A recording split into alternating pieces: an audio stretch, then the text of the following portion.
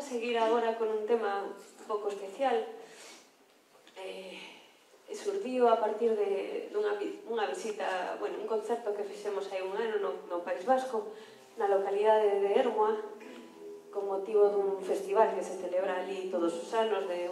diferentes, que xuntan grupos de toda a península, así, de temática así tradicional, folk.